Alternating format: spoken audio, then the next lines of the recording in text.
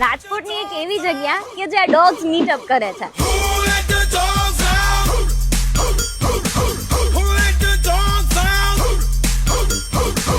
અમે અહીંયા dogs park તરફથી છીએ. કોવિડ પછી તરત સ્ટાર્ટ કર્યું હતું.